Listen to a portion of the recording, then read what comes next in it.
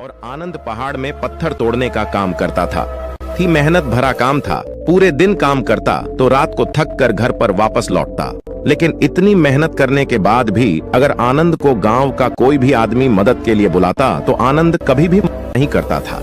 उसके जीवन का एक ही सिद्धांत था, अगर मैं दूसरों की मदद करूंगा तो परमात्मा मेरा साथ देंगे, परमात्मा मेरे साथ कुछ बुरा नहीं होने देंगे। आनंद अपने इस सिद्धांत का पालन बहुत ही कड़ाई के साथ करता था। वह इस सिद्धांत पर इतना विश्वास करता था कि अगर कोई बाहर का आदमी उससे मदद मांग ले तो वो अपने घर का काम भी अधूरा छोड़कर उस आदमी की मदद करने के लिए पहुंच जाता था, जिसकी वजह से उसकी पत्नी बहुत परेशान रहती थी। वो अक्सर आनंद को समझाने की कोशिश करती थी कि सबसे पहले अपना काम करो, अपने परिवार को देखो, 2-2 बच्चे हैं हमारे और फिर भी तुम दूसरों के काम करने में लगे रहते हो। अरे अपने घर को तो संभालो, अपना घर संभाल नहीं रहा, दूसरों की मदद करने चले हैं। और जब ऐसी ऐसी बातें आनंद के कानों में पड़ती तो उसके हृदय में कांटा चुभने लगता था और उन दोनों में लड़ाई झगड़ा शुरू हो जाता था। अक्सर उनके लड़ाई झगड़े का यही सबसे बड़ा कारण होता था, लेकिन न तो आनंद अपने आप को बदल पाया और न ही उसकी पत्नी ने उसको समझाना कभी बंद किया। इसी वजह से आए दिन उनके घर में क्लैश होता रहता था।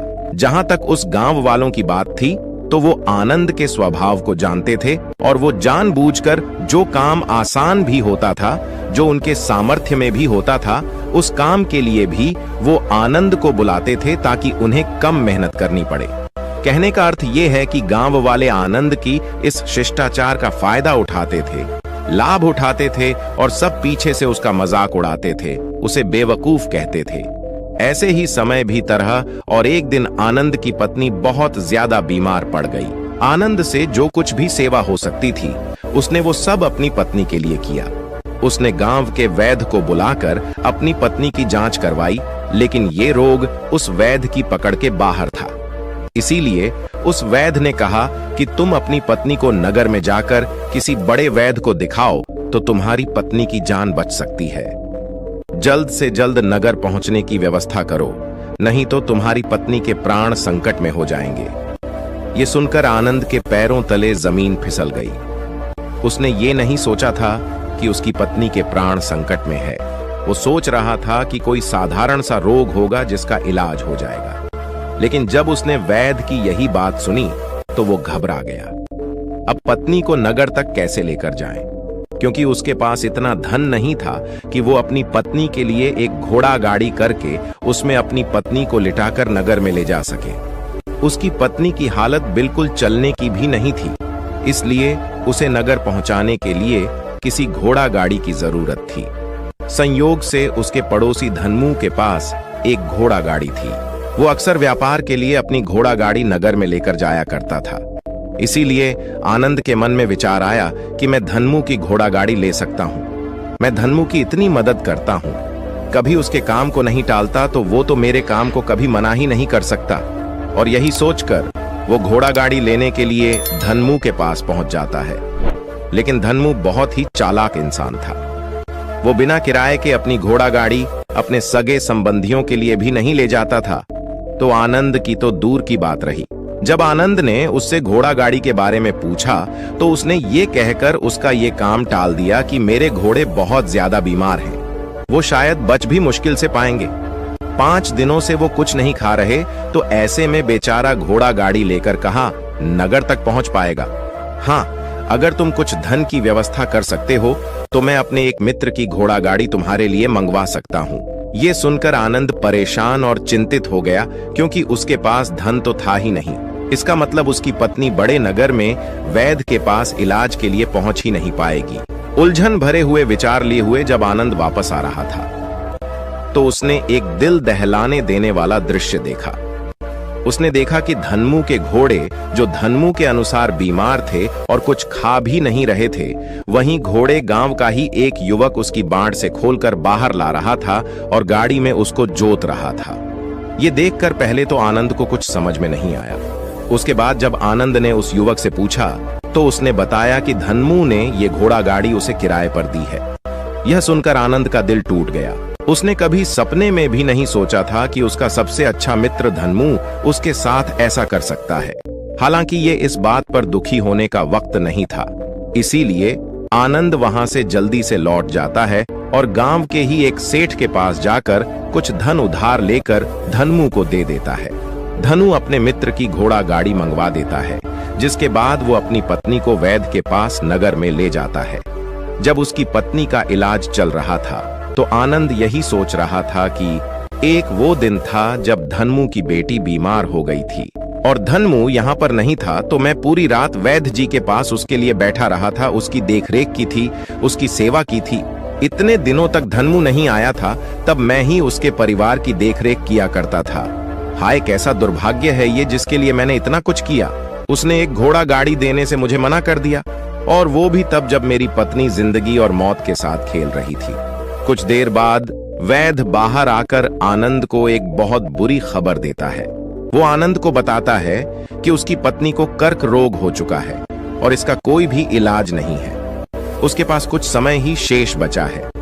ये सुनकर आनंद दुखी होकर वहीं जमीन पर बैठ गया। उसकी पूरी दुनिया उजड़ने वाली थी और उसे कोई रास्ता नजर नहीं आ रहा था।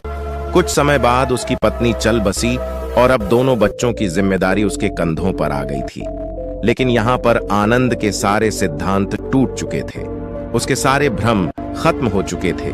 अब उसके दिमाग में एक ही बात थी कि अच्छा कर्म करने से परमात्मा साथ नहीं देता, बल्कि बुरे लोग फलते फूलते हैं, और इस बात का मैं सबसे बड़ा गवाह हूँ। ये विचार अक्सर उसके दिमाग में चलते रहते थे और इसी वजह से उसका मन धीरे धीरे संन्यस्त हो गया, देश दुनिया से दूर हट गया। और एक दिन ऐसा भी आया जब वो अपने बच्चों को अपने रिश्तेदारों के पास छोड़कर इस देश दुनिया को त्याग कर एक सन्यासी बनने के लिए घर से निकल पड़ा। उसने गांव में किसी को कुछ नहीं बताया। किसी को नहीं पता था कि आनंद अचानक कहां गायब हो गया। सन्यास की दीक्षा लेने के लिए वो एक बौद्ध भिक्षु के पास पहुंचता है। बौद्ध भिक्षु उस समय ध्यान में बैठे हुए थे।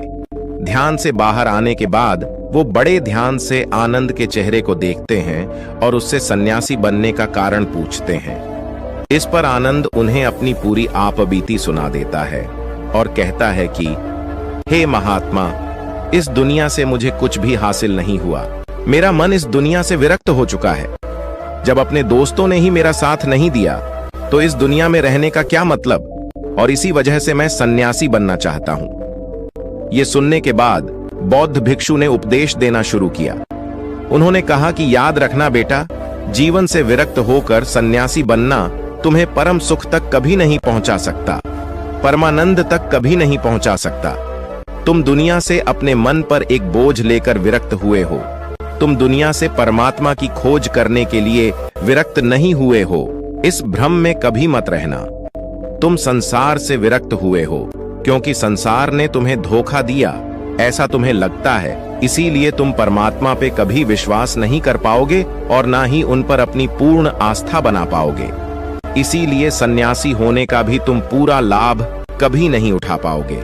सन्यासी होने का लाभ तब मिलता है जब हमारी प्रभु में, परमेश्वर में, परमात्मा में पूर्ण आस्था बन जाती है। मैं तुमसे पूछता हूं, क्या तुम्हारी आस्था परमात्मा में है? ये सुनकर आनंद कहता है कि हे महात्मा, मैं तो दुनिया देख कर आया हूं कि जो बुरे कर्म करता है वो फलता फूलता है, और जो अच्छा काम करता है उसे कुछ भी नहीं देता। परमात्मा उसे दुख ही दुख देता है। इसीलिए मैं परमात्मा पर अपनी पूर्ण आस्था कैसे बना सकता हूं? ये सुनकर उस बौद्ध भिक्षु ने कहा कि यही तो मैं तुम्हें समझाना चाहता हूं कि तुम पूरी ऊर्जा अपनी सन्यासी जीवन में लगाओ और उसके बाद भी तुम्हें फल प्राप्त ना हो तो तुम्हें कैसा लगेगा। इसीलिए किसी की भी मदद करने के लिए मैं 5 सिद्धांत तुम्हें बताता हूं। ये 5 सिद्धांत समझकर संसार में वापस लौट जाओ और संसार में एक ग्रस्त जीवन जियो। उसके बाद ही सन्यासी जीवन का उदय होता है। जब हम अपने ग्रस्त जीवन को पूर्ण रूप से समझ लेते हैं और अपनी जिम्मेदारियों का निर्वाह कर देते हैं। ये कहकर बौद्ध भिक्षु ने कहना शुरू किया कि जब भी तुम किसी की सहायता करते हो, किसी की मदद करते हो, तो उसमें सबसे पहली बात, सबसे पहला सिद्धांत जो ध्यान में रखने का होता है वो होता है कि किसी की मदद करते वक्त, किसी की सहायता करते वक्त कभी भी उससे उम्मीद मत रखना। ये मत सोचना कि आज मैंने इसकी सहायता कर दी मदद कर दी तो कल बदले में ये भी मेरी सहायता करेगा, मेरी मदद करेगा। अगर तुम ऐसा सोचोगे तो तुम्हें जीवन में दुखों का सामना करना ही पड़ेगा, क्योंकि एक नहीं तो दूसरा या दूसरा नहीं तो तीसरा कोई ना कोई तुम्हारी उम्मीद जरूर तोड़ेगा। और वास्तविकता में वो मदद या वो सहायता नहीं होती है, वो हमारे लालच का ही एक रूप होता है। हम उसकी सहायता या मदद निर्भर तरीके से नहीं कर रहे हैं। हमारे मन में लालच का भाव है, हमारे मन में बदले का भाव है। हम ये सोचकर मदद करते हैं कि इसकी मदद कर देता हूं तो कल ये मेरा भी मदद करेगा, और यही लालच हमें अक्सर उन लोगों की मदद करने पर विवश करता है जो किसी न किसी रूप में धनवान होते हैं, क्योंकि हमें लगता है कि कल ये आदमी धन के द्वारा मेरी मदद कर सकता है।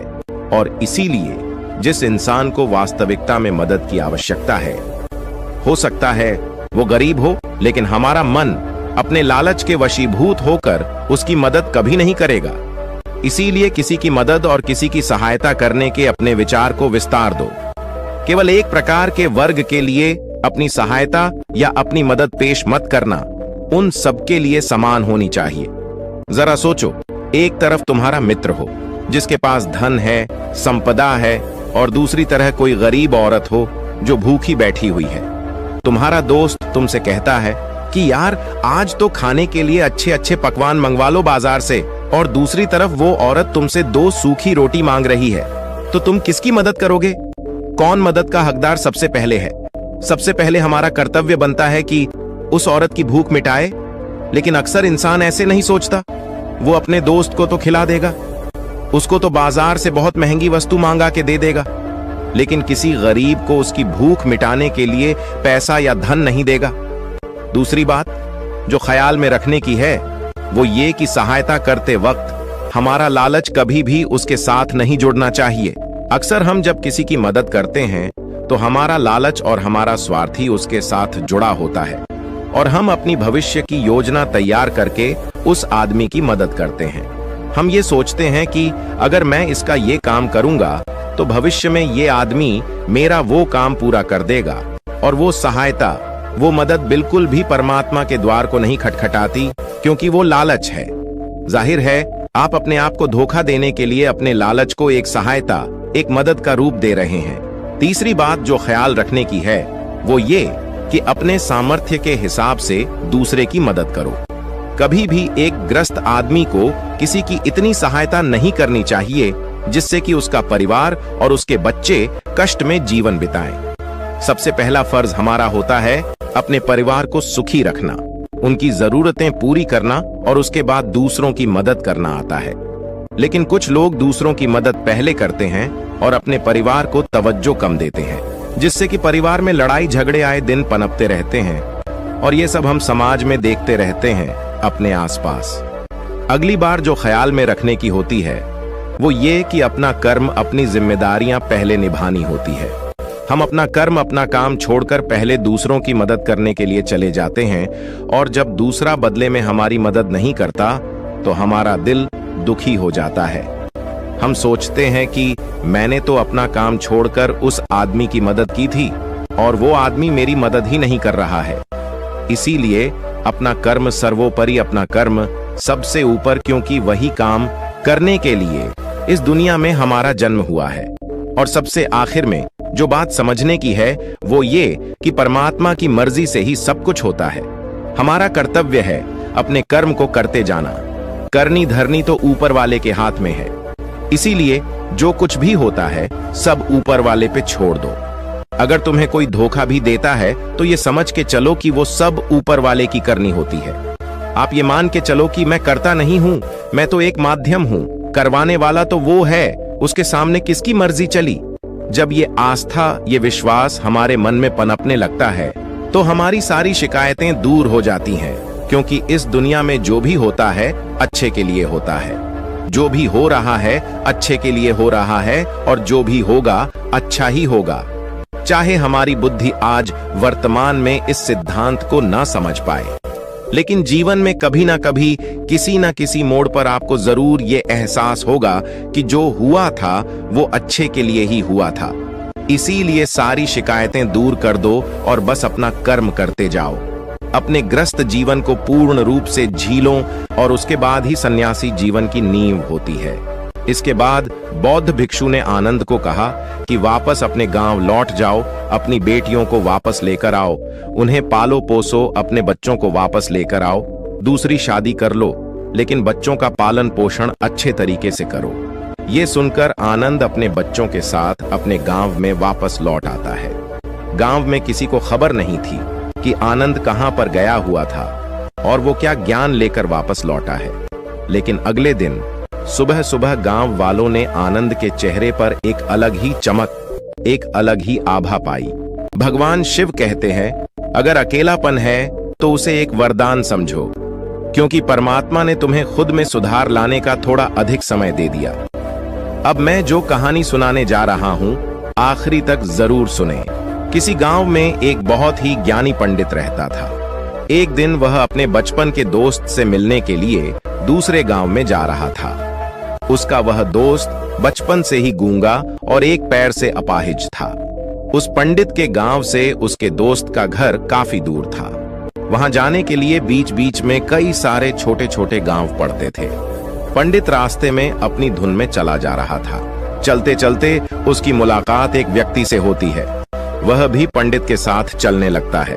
उस आदमी को देखकर पंडित बहुत खुश हो जाता है। उसने सोचा, चलो अच्छा हुआ, साथ साथ चलने से उसका सफर आसानी से कट जाएगा। बात की शुरुआत करने के लिए उस पंडित ने उस व्यक्ति से उसका नाम पूछा तो उसने अपना नाम धर्मराज बताया। पंडित को यह नाम कुछ अजीब सा लगा, लेकिन उसने नाम के विषय में कुछ और पूछना उचित नहीं समझा। दोनों धीरे धीरे साथ में चल रहे थे। तभी रास्ते में एक गांव आता है। गांव का प्रवेश द्वार आते ही धर्मराज ने पंडित से कहा, तुम आगे चलो, मुझे इस गांव में एक काम है, मैं तुमसे आगे मिलता हूं। पंडित ने कहा, ठीक है। वह आगे रिश्ते में चल देता है। कुछ देर बाद उस गांव में खबर फैली कि एक व्यक्ति को सांड ने अपनी सींग में फंसाकर मार दिया है। जैसे ही सांड ने उस व्यक्ति को मारा, ठीक कुछ ही देर में धर्मराज पंडित के पास आ गया। फिर दोनों चलना शुरू कर देते हैं और चलते चलते एक दूसरे गांव के द्वार पर पहुंच जाते हैं। उस गांव के बाहर एक बड़ा और विशाल मंदिर बना हुआ था। वहां पर आराम करने की सुविधा काफी बढ़िया लग रही थी। पंडित के दोस्त का घर अभी वहां से बहुत दूर था और रात भी होने वाली थी। तो पंडित ने धर्मराज से कहा, रात होने वाली है, पूरे दिन चलते चलते थक भी चुके हैं और भूख भी लग रही है, तो यहाँ पर भोजन करके यहीं पर हम विश्राम कर लेते हैं, फिर सुबह के समय आराम से आगे की यात्रा जारी करेंगे। धर्मराज ने कहा, ठीक है, मुझे इस गांव में किसी को कुछ जरूरी सामान देने जाना है, तुम भोजन करके आराम करो, मैं बाद में आकर भोजन कर लूंगा। इतना कहकर वह वहां से चला जाता है। लेकिन उसके जाते ही कुछ ही देर बाद धुआं उठता हुआ दिखाई देता है और देखते ही देखते पूरे गांव में आग लग जाती है। पंडित ने हैरानी से सोचा कि यह धर्मराज जहां भी जाता है वहां कोई ना कोई अनहोनी जरूर हो जाती है, कुछ तो गड़बड़ है इस व्यक्ति में। लेकिन पंडित ने रात्रि में धर्मराज से कुछ भी पूछना उचित नहीं समझा। सुबह होते ही दोनों फिर से अपनी यात्रा शुरू कर देते हैं। कुछ देर चलने के बाद रास्ते में फिर से एक गांव आता है। धर्मराज ने फिर पंडित से कहा, आप आगे चलिए, मुझे इस गांव में अपने मित्र से मिलने जाना है, मैं अपने दोस्त से मिलने के बाद आगे रास्ते में मिलूंगा। यह कहकर धर्मराज वहां से चला गया। लेकिन पंडित इस बार आगे नहीं गया। वहीं खड़ा होकर धर्मराज को देखता रहा कि वह कहां जा रहा है और क्या करता है। तभी थोड़ी देर बाद लोगों की आवाज सुनाई देने लगी कि एक व्यक्ति को सांप ने काट लिया है और उसकी मृत्यु हो गई है। ठीक उसी समय धर्मराज फिर पंडित के पास पहुंच गया।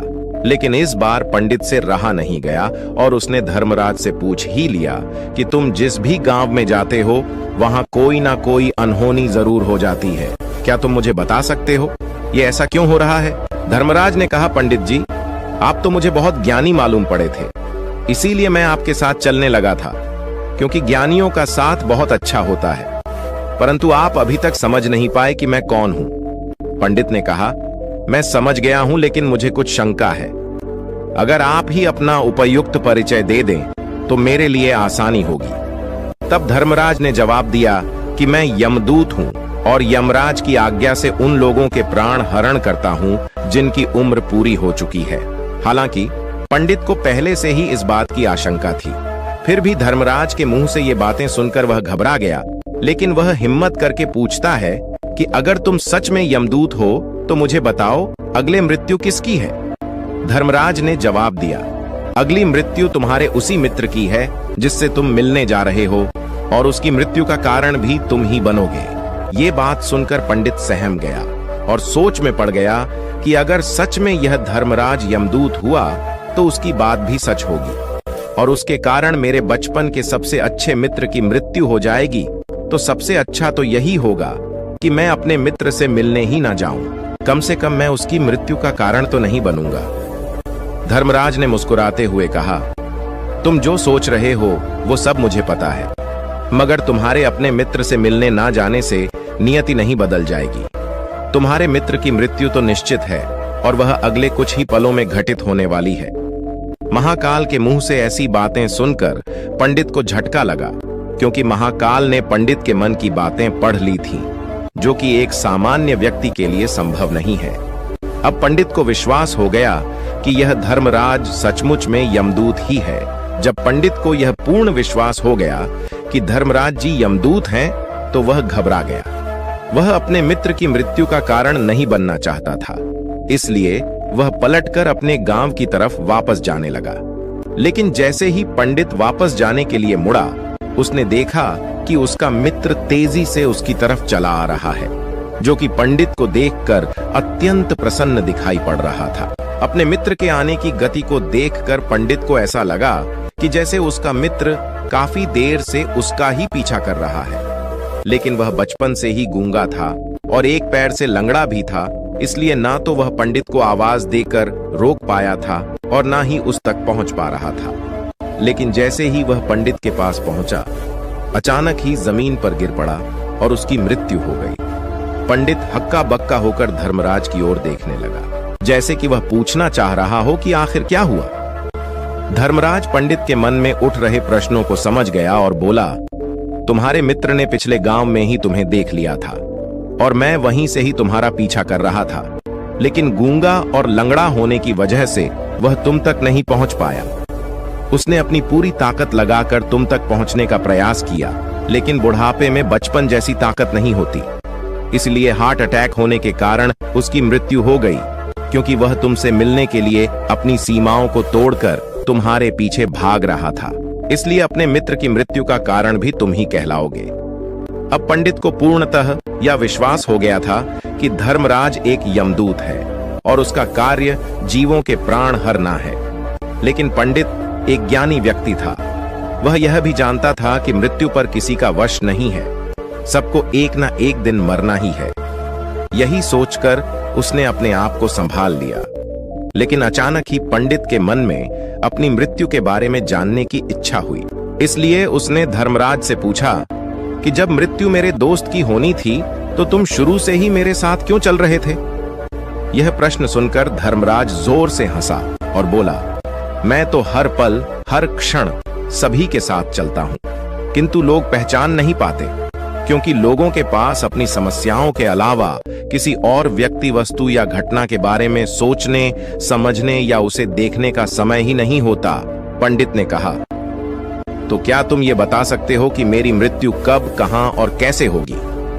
महाकाल ने कहा, हालांकि किसी भी सामान्य जीव के लिए अपनी मृत्यु के बारे में जानना ठीक नहीं है, क्योंकि कोई भी जीव हो वो अपनी मृत्यु के बारे में जानकर बहुत दुखी हो जाता है।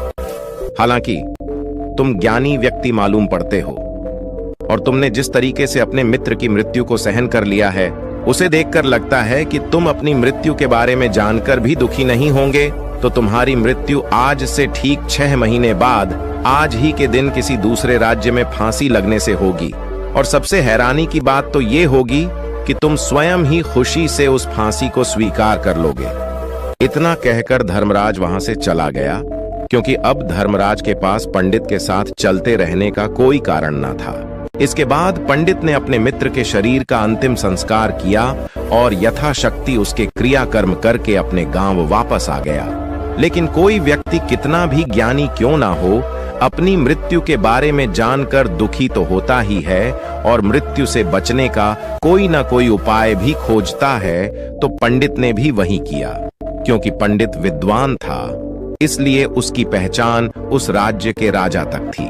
पंडित ने सोचा कि राजा के पास तो कई सारे ज्ञानी मंत्री हैं, वो मेरी मृत्यु से संबंधित समस्या का कोई ना कोई समाधान निकाल ही लेंगे। पंडित यही सब सोचता हुआ राज्य दरबार में पहुंच जाता है और राजा से सारी घटना के बारे में बताता है। राजा ने अपने मंत्रियों को सारी समस्या बताई और उनसे सलाह मांगी। अंत में सभी ने विचार विमर्श करके कहा, अगर पंडित की बात सही है तो उसकी मृत्यु भी 6 महीने बाद ही होगी, लेकिन मृत्यु तो तब होगी जब वह किसी दूसरे राज्य में जाएगा। यदि वह किसी दूसरे राज्य में जाए ही ना, तो मृत्यु ही नहीं होगी। मंत्रियों की यह सलाह राजा को भी सही लगी।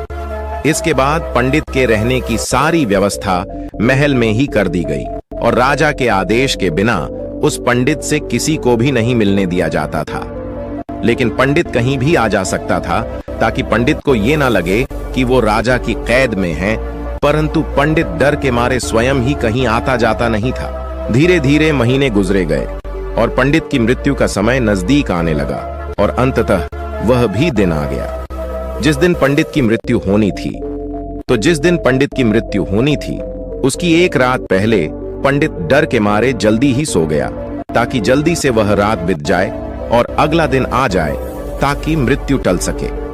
लेकिन पंडित को नींद में चलने की बीमारी थी और अपनी इस बीमारी के बारे में वह स्वयं ही नहीं जानता था। तो फिर राजा, मंत्री या किसी वैद्य को इसके बारे में बताने का कोई प्रश्न ही नहीं उठता। पंडित अपनी मृत्यु को लेकर बहुत चिंतित था। वह पिछले कई दिनों से ठीक है, सो भी नहीं पा रहा था, और नींद में चलने की बीमारी भी तभी होती है जब व्यक्ति ठीक से सो नहीं पा रहा हो। तो उस रात भी पंडित को नींद में चलने का दौरा पड़ा। वह उठा और महल से निकलकर अस्तबल में गया, क्योंकि पंडित राजा का खास मेहमान था। इसीलिए किसी भी पहरेदार ने उसे नहीं रोका और ना ही किसी तरह की कोई पूछताछ की। अस्तबल में पहुंचकर वह सबसे तेज चलने वाले घोड़े की पीठ पर सवार होकर नींद में ही अपने राज्य की सीमा से बाहर दूसरे पड़ोसी राज्य में चला गया। इतना ही नहीं, वह दूसरे राज्य के राजा के महल में पहुंच गया। उस महल के पहरेदारों ने भी उसे नहीं रोका और ना ही कोई पूछताछ की। सभी लोग रात्रि का अंतिम प्रहार होने के कारण गहरी नींद में थे। वह पंडित सीधे राजा के सैन्य कक्ष में पहुंचा, जहां राजा और रानी सो रहे थे। वह पंडित वहीं जाकर सो गया। सुबह हुई तो राजा ने पंडित को रानी के बगल में सोया हुआ देखा तो है बहुत क्रोधित हो गया। राजा ने पंडित को कैद करने का आदेश दे दिया। पंडित गिरफ्तार हो गया, लेकिन पंडित तो भौचक्का था। उसे तो कुछ समझ नहीं आ रहा था कि आखिर वह दूसरे राज्य में और राजा के सैन्य में कैसे पहुंचा। लेकिन वहां उसकी ये सब सुनने वाला कोई नहीं था। राजा ने पंडित को दरबार में पेश करने का आदेश दिया। कुछ देर बाद उस पंडित को दरबार में लाया गया। पंडित को देखते ही राजा इतना आग बबूला हो गया कि उसे फांसी पर चढ़ा देने का हुक्म सुना दिया।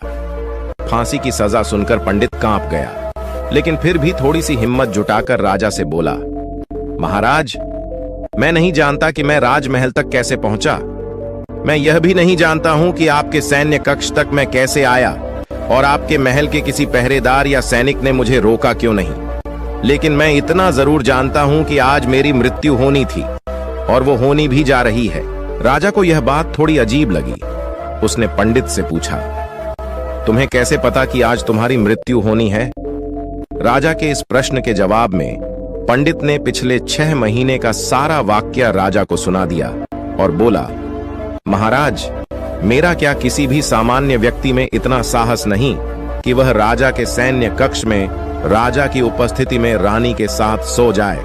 राजा को पंडित की बात में थोड़ा तर्क दिखाई पड़ा, परंतु उसने सोचा कि यह मृत्यु से बचने के लिए धर्मराज और उसके द्वारा अपनी मृत्यु की भविष्यवाणी की कहानी बना रहा है। इसलिए राजा ने पंडित से कहा, यदि तुम्हारी बात सत्य है और आज ये तुम्हारी मृत्यु का दिन है, जैसा कि यमदूत धर्मराज ने तुमसे कहा था, तो आज तुम्हारी मृत्यु का कारण मैं नहीं बनूंगा। लेकिन यदि तुम्हारी बात झूठी निकली तो निश्चित ही आज तुम्हारी मृत्यु का दिन होगा। क्योंकि जिस राज्य से पंडित आया था उस राज्य का राजा इस राजा का मित्र था।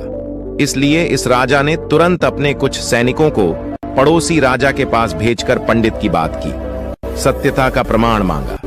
भेजे गए सैनिक शाम तक लौटे और उन्होंने राजा को बताया कि महाराज, पंडित जो कुछ भी कह रहा है वो सब सत्य है। पड़ोसी राज्य के राजा ने पिछले 6 महीने से पंडित के रहने की सारी व्यवस्था अपने ही महल में कर रखी थी। पंडित राजा का खास मेहमान था। कल शाम राजा आखिरी बार पंडित से उसके कक्ष में मिले थे और उसके बाद यह इस राज्य में कैसे पहुंच गया इसकी जानकारी किसी को भी नहीं है। इसलिए उस राज्य के राजा के अनुसार पंडित को फांसी की सजा देना ठीक नहीं है। लेकिन राजा के सामने एक नई समस्या थी, क्योंकि उसने बिना पूरी बात जाने ही पंडित को फांसी की सजा सुना दी थी। इसलिए अगर पंडित को फांसी नहीं दी जाती तो राजा के वचन का अपमान हो जाएगा। लेकिन अगर राजा की बात का मान